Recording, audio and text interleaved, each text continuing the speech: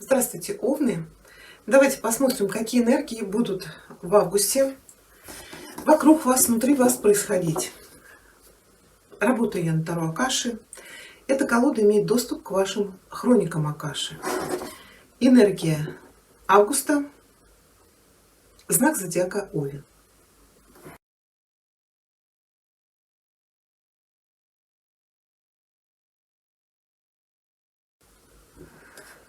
С какой энергией вы входите в август из июля?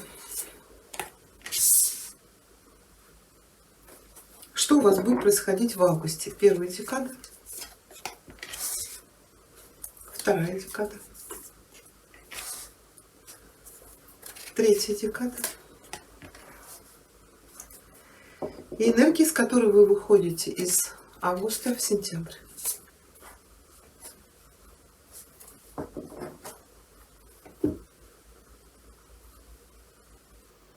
Энергия, с которой вы входите в август.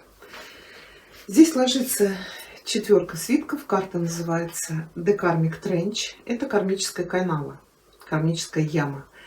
То есть в прямом положении мы видим, что стоят готовые грядки, стоят семена. То есть заходи и сажай новое.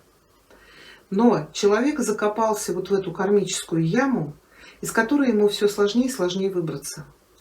Эта карта могла показывать, что было в вашей жизни, какой-то сложный паттерн. Это может быть паттерн саморазрушительных чувств, мыслей, действий, которые, скорее всего, вы принесли из предыдущих воплощений. То есть вы вернулись в эту жизнь для того, чтобы это исправить. Но вас опять втянуло вот в это кармическое колесо. Вы можете это узнать в своих отношениях, в работе, в своих мыслях, убеждениях. Но когда у нас эта карта переворачивается, она говорит, что сейчас вы освободились вот из этого кармического окопа, который вы для себя вырыли. Сейчас у вас есть ресурсы, необходимые для посадки новых семян. Эти семена, они принесут новый урожай и вашу новую жизнь. Да, в вашей жизни сейчас могли произойти очень значительные и даже внезапные изменения. Может быть, это разрыв отношений, проблемы с карьерой или, может быть, финансовые трудности. Но карта говорит, какими бы сложными ни казались вам эти ситуации, может быть, именно они помогли вас выбить вот из этого кармического окопа. И карта говорит, если вы сейчас реально выберетесь из этого кармического колеса, то дальнейших трудностей в вашей жизни вообще не должно быть. Но пришли ли вы к этой обретенной свободе своими силами, своими действиями? Или, может быть, это так внешние обстоятельства сложились? Но карта говорит, сейчас в ваших руках сила. Но мы должны понимать, что вот эти кармические изменения не происходят в одночасье. Поэтому сейчас вам нужно быть очень осознанными, когда вы создаете новую работу, новые отношения. Постарайтесь опять не впасть вот в эти старые шаблоны убеждений и чувств.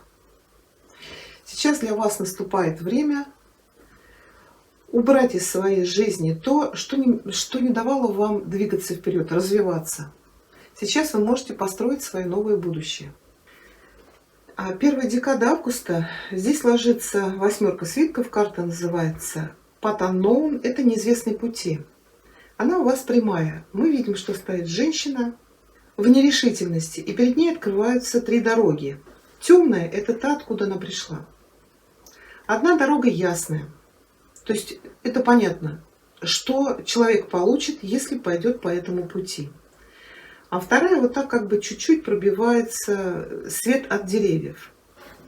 Карта говорит, что в начале августа перед вами будет путь, дорога, направление. Но это что-то для вас известное. И вы знаете, что вы там получите, когда вот по этой дороге дойдете. Какой будет результат? Но есть еще два других пути, и они не так ясны. И сейчас для вас вот этот выбор, вам карта говорит, если вы останетесь только на известном вам пути, вы можете упустить какие-то возможности. И варианты для вас могут быть неожиданными, может быть, даже немного рискованными, потому что вы не знаете, что вас там будет ждать. Но не будьте так привязаны к своим правилам. Иначе вы эти возможности можете просто пропустить. Да, вот сейчас, как раз в августе, вы сможете еще попробовать какие-то другие направления. Вам жизнь это будет предлагать. Но здесь, конечно, решать вам.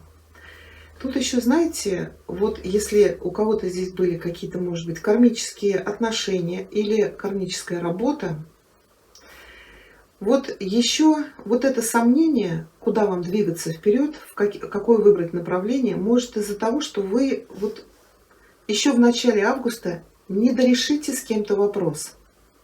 Это и будет как бы вас останавливать и мешать вам двигаться вперед. То есть вот есть что-то, вот эта вот дорога темная, откуда вы пришли, из прошлого.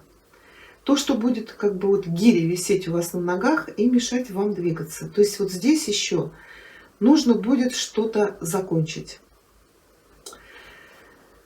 Потому что вот еще вторая декада у нас ложится. Это король силы, и он у нас перевернутый. Да, в прямом положении это очень, очень мощный человек, обладает очень позитивной энергией. Это человек, который может оказать вам помощь в чем-то. Ну, также это для отношений очень хорошая карта. Но когда эта карта переворачивается, она может показывать человека, мужчину, с разбитой на куски энергией.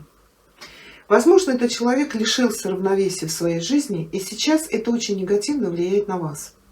Это может быть выражено в очевидных признаках негатива, таких как гнев, враждебность или у человека постоянная депрессия.